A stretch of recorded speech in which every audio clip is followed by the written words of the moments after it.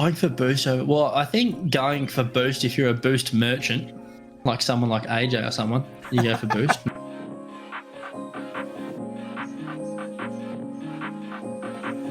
100% of the time. Yes. Always, every second of every game.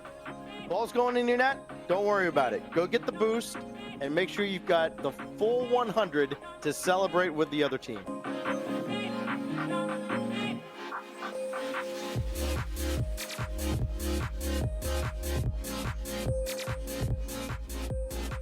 Oh God. Never. Yeah, never. Always go for ball. Yeah. Number one rule of Rocket League.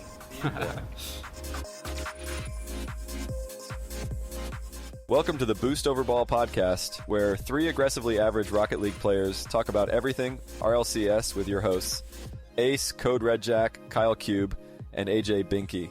So, if you've ever wondered when the best time to go for Boost Over Ball is, you've come to the right place.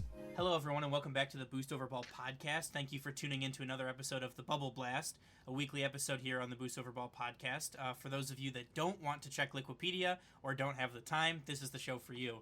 This is the recap of all things Bubble, and in this case, College Rocket League from the last week. Learn how your favorite teams are shaping up, who is our king of the college bubble, and what roster changes are happening with myself, K-Cube, and I'm here with Atomic. Yo! Oh, I just put a smiley face in the Google Doc. I think it's kind of funny. Yeah, like everything, like you said, this is going to be, I think, more of a fast episode. It is a recap after all with the CRL World Championship happening this past weekend. I was there live in person. I was at DreamHack Dallas as it was happening. And the upsets were insane. I don't think anyone gave any credit to any European teams. The casters had a lot of European bias, rightfully so. Some of them being, well, actually none of them were for Europe, but some of them had a lot of ties to Europe. Hercules being one of them, as she had lived in Europe for I think 2 years. I think I don't remember where, but and then there were also a couple of others that have had ties with Europe as well. So. Nonetheless, I kind of want to go on. So, Keiki, bring us on to where the A and B groups ended up. So, we talked about it a little bit last time. Weird group stage, double elimination / double win and you're in group stage match. So, from Group A, we have Northwood University advancing 2-0, and we have Hamburger High Ahoy Boys with the shocking upset over Northwood White to advance with 2 wins and 1 loss. Yeah, I still don't. Sorry. Go ahead. I still don't understand that. Yeah, let's go ahead and talk about Group A then. So I'd say, the Northwood University going 2-0, very much expected. No upsets there. St. Clair College, I don't think put up the fight that they thought they were going to go and give up. I think they pride themselves in being a pretty good collegiate esport program, especially in the CRL. But obviously this time was a bit of a difference. And then the Northwood White roster winning against Hamburger Helper. Northwood Blue beating Northwood Whites, and then honestly St. Clair College going 0-2 for the day at 1-6 I think might have been very demoralizing for them. They were still in the crowd kind of cheering after they lost, but you can kind of tell like they expected a better finish there and a better advancement, at least not to go 0-2, but at minimum maybe a 1-2, but that was reserved there for Northwood University. I believe that's blue. White. I can't remember which one's. Yeah, my bad. Oh no, I got the color wrong of the super team. Right. And so yeah, a bit unfortunate there. And then we'll move on over to Group B there. KQ.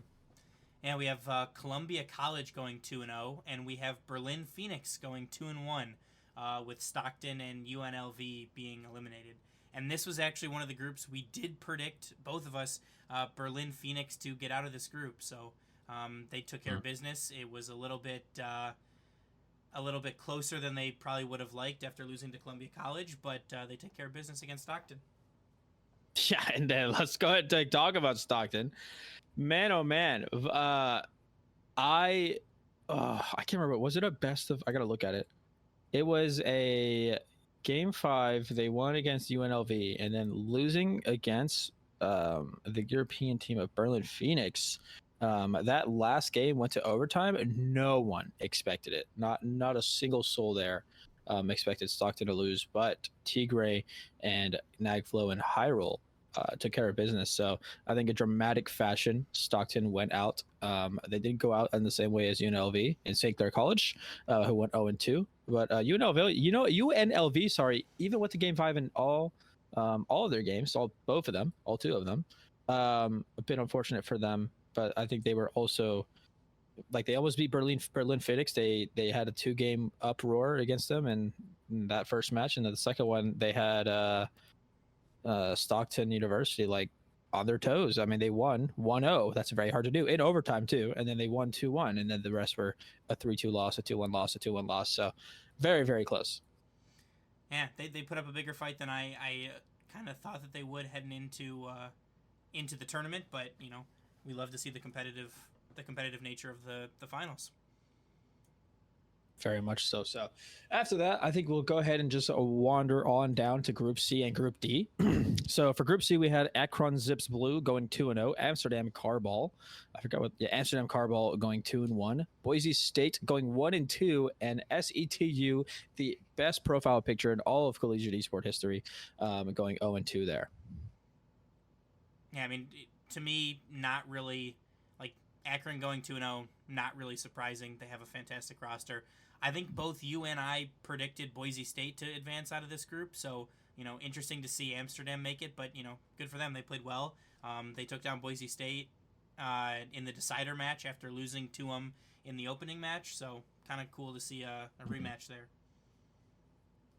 Yeah, and I am kind of glad that Akron Zips did have their moment to go 2-0 there. They did not get the best the best route for as they did lose to the winner of the entire event after in the playoff stage, but we'll get to that. But I mean, this group I think had the worst performance of their two winners in the where is it? Yeah, in the playoff stage, they had both of their winners lose. So this, I guess you could dub this as like the worst group, which makes sense. I mean, even looking at it, it looks like that too. Boise State going out the way they did kind of upsets me. I thought that Boise State were a phenomenal team and had a lot of chances. Let's go deep dive here. Let's decider match for Boise State. They lost in 2 overtimes, game 4 and game 5, but they won 5-2 in the first map, so it was very decisive. And then they also lost 1-4 in the next one and then 1-2-0. So just to kind of tell the story. So Boise State versus Amsterdam Carball, American, went 5-2, 1-4, 2-0, 2-3, 1-2, left and right respectively, and the bottom 2 being overtimes. I think that just kind of spells or tells you like how competitive these groups were, without telling you how competitive these groups were. Yeah, for sure. One thing I'm a little bit surprised to see, and I would imagine they had them throughout the tournament because they took it in the grand finals, but you don't see any timeouts here. Like in any. You can't have timeouts. Yeah, it's only reserved for the best of 7 matches. Actually, I actually forgot about that, but people were utilizing them. Okay, they were. So if there was 2 timeouts taken then because there were 3 best of 7 matches and 3 timeouts. They used it at least one in every best of 7 series from the semifinals onwards. Okay, that makes more sense then, because I was like, I really feel like, especially in some of these, group stage matches, that a timeout would have been extremely helpful in stemming some of the flow and some of the comebacks, like in the Stockton UNLV match or the Northwood and Hamburger High match, but that makes a lot of sense that there's only timeouts in best of 7s. Yeah, and very, very unfortunate. So, K-Cube, I think go ahead and lay it on us. What is Group D and how did it go? We have Fisher, no surprise, going 2-0, and a little bit of a surprise to at least both of us. Dr. Bumman, 2-1, West Virginia 1-2, and Doran's Boxfish 0-2. Fisher showing up and taking care of business. They drop 3 games, 1 to Doran Boxfish and 2 to West Virginia. They looked good. They advance, and they continued to look good until they didn't. But we'll talk about that here in a little bit.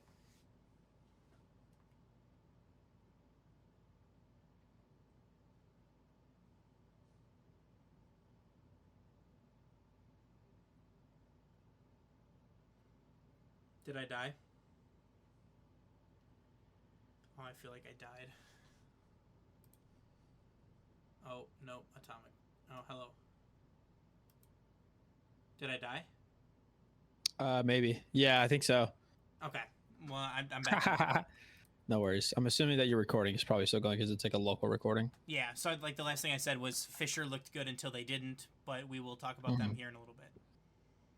Yeah, I mean, so looking at Group D, you'll notice the winners of the CRL championship actually lost to West Virginia University, and well, I would say that for West Virginia to not even make it out of groups, they lost. What did they lose to? They lost to.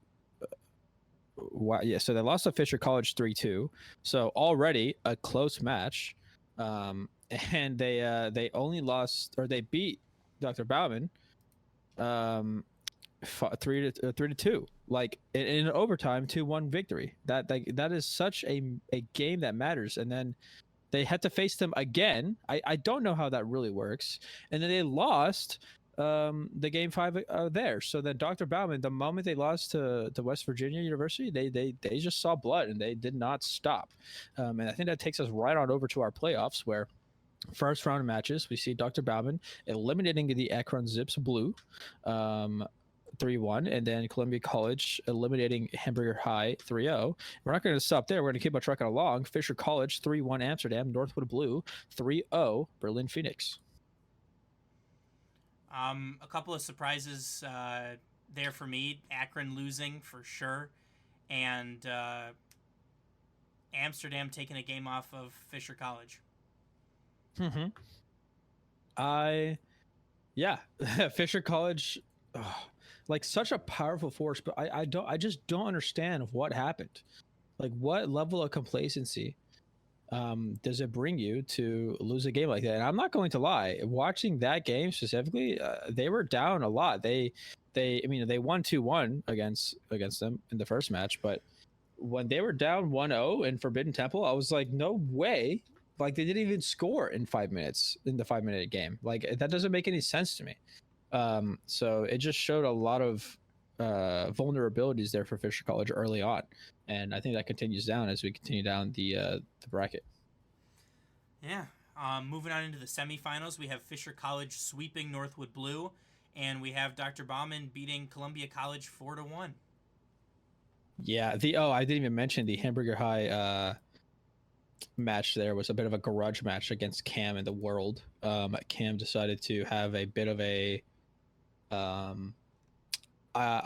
don't know how to explain it. Like, he had like a main villain arc where he like heard someone talking shit behind stage and then decided that he was gonna tweet about it, and then they started tweeting back at him like, who the fuck is this, like, why? And then they got swept, or almost swept, whatever. Yeah, they got swept, and then he instantly loses 1-4 to Dr. Bauman, and everyone starts clowning on him on Twitter. So unfortunate for Cam. Unless you won the entire event, which I think he had high hopes for, he was going to have that backlash. So a bit unfortunate, but I do want to talk about that top order. I'll let you talk about it, KQ. But I mean, somebody swept someone, and they didn't even win. Yeah, I mean, every single game was a 1-goal game. There was a timeout utilized after going down 0-3, and Fisher was able to battle through the timeout buff to take another win. Fisher looked unstoppable in this series. They really did, and after watching the match, I mean, it just felt like Fisher College were right at home. They were playing against a bubble team, in North America, and they are very in tune with how those scrims go. So they were just able to turn it on when they could, or when they had to, and enable themselves to solidify a 4-0 victory. They didn't even have a chance to go down until the overtime, and that was 3 games into the best of 7. So a very convincing victory there for Fisher College. And then on the other side of the bracket, we have Dr. Bauman, taking down Columbia 4-1. That really never looked in doubt either to me. You have Columbia College again utilizing a timeout after game 2, and Dr. Bauman fighting through the timeout debuff, and winning a 1-0 game to take a 3-0 series lead before Columbia gets one back. but ultimately falls in 5. Yeah, and I really do think that first game was a decider because after watching it in person, it was a goal, and then Dr. Bauman would respond, and then Columbia College would respond, and it went all the way up to 5-5 with the overtime looming, and then Dr. Bauman took it after 37 seconds in overtime. And I think if Columbia College would have won that, I do not see a world where Dr. Bauman win that series. I really do not, because I think they were a bit shaken up by the Columbia College. But by that point, after winning this 4-1, they solidify one, beating a team, a top tier CRL team 4-1, and going with a lot of confidence and a lot of lessons to take on Fisher College. Yeah, and like you said, moving right on to the grand finals, we have Dr. Bauman taking down Fisher College in Game 7 to become your 2023 CRL World Champions. Yeah. I can't say I had this on my bingo card.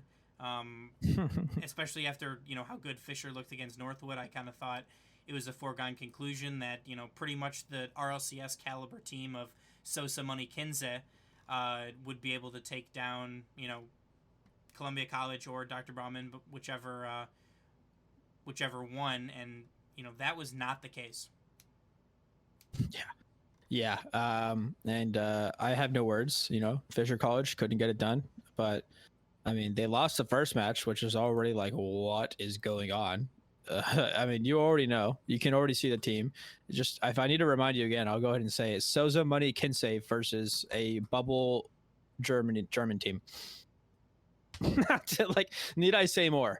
And so I think with that, I want to go ahead and just also say that the argument for pros being in CRL, does it affect CRL? Does it do anything? No, it absolutely does not. Because you just have people who no one has ever heard of. I don't even know if they have a Twitter, beating our pros, our North American pros. So if you say, oh well, I think pros don't belong in CRL, well, buddy, they're losing. So I don't think we have the right pros in the scene. Yeah, I mean it's more fuel for the EU over NA fire. That even in CRL, where, generally speaking, and North America has dominated the CRL scene the past couple of years, EU is able to take the World Championships, and really the only time that the EU CRL teams play against the NA teams. So, I'm sure Johnny Boy and, some of the other EU casters will be quite happy about that. Yep. And they take home the $20,000 that were offered up for the first place team. Fisher College will be getting $11,350. Northwood and Columbia will be getting $6,375, and then the 5th to 8th will get half of that, and it goes down from there. So you do get a guaranteed $1,725 to just qualifying for Worlds, which is pretty cool. I will say the one last note that I have about this entire process, this entire CRL Worlds, is that I am going to absolutely despise opening up Liquipedia and scrolling just a little bit down and seeing the Dr. Bauman Academy H is highlighted in orange and says your collegiate Rocket League 2023 World Champions. It's on the Rocket League homepage of Liquipedia, and I look at that thing every day. So it will be haunting me in my dreams. The owl with a PlayStation controller. Get away from me. But, with that being said, I will, our predictions did not fare as well as we had hoped. We both got Northwood in Group A. We both got Berlin Phoenix in Group B. I believe that you picked Columbia College and I picked Stockton in Group B. We had Akron and Boise, and we had Fisher and West Virginia. So for the most part, about 50-50. You did a little bit better. And then our top 4, we both had Fisher and Northwood in, and neither of us picked the other 2. And neither of us picked the winner. So, could have been better. Definitely could have been worse. But, hopefully we'll look to do better next time, but probably not. But the last thing I kind of want to talk about before we wrap up for today was, what were your experiences like at the event? How was it run? Was it a cool atmosphere? What did you think? I thought the atmosphere was actually pretty cool. I mean, I'm not going to lie. I was running around doing a lot of activations, or looking at all the activations and the exhibitors that were at the DreamHack Dallas. There were a lot of cool things. I mean, they were giving out free monsters, so I was just absolutely zooted running around, getting everything I need to do. I think I want to say, like almost 50,000 steps in 2 days. Dang. I know, it was quite a lot. maybe more. I don't know. I didn't have an actual watch on me. I should have brought it because I've in the past I've walked 20,000 steps in one day and I was killed then. This time it absolutely killed me. Like my ankles were actually hurting and I was like, man, I've walked a lot. And I did pace back and forth from the CRL area to just going and exploring the event. And I think the atmosphere was cool. It was cool meeting a lot of the people there. One regret, I didn't actually get to meet Evil. I should have. I said I would. I forgot about it, but nonetheless, we continue on. And ladies and gentlemen, thank you again. Like K-Cube said, you can go and find K-Cube on his socials. K-Cube, what are they? At KUBE33. Yep, and mine will be at iAtomic. And make sure that I think you already did the outro. Did you already do the outro? I did not. Okay, so thank you so much for listening. Make sure to rate us wherever you listen to your podcast, as it really does help us out. Make sure to follow us on Twitter, Instagram, and join our Discord. You can find all of those links available on our website, boostoverball.com. And I'll repeat this one more time. K-Cube, I'm going to go ahead and shout out your socials. At KUBE33 on Twitter. And there you go. You should make them less complicated, buddy. Yeah, probably. And mine is at iAtomic RL, so also complicated because I put RL in it. Oh yeah. So, and go ahead and say the famous words there, K-Cube. Yeah. We got our famous outro, but make sure to go check out Atomic on Liquipedia. Just got his own Liquipedia page. But also from us here over at the Boost Over Ball podcast, as always, remember to choose Boost over Ball.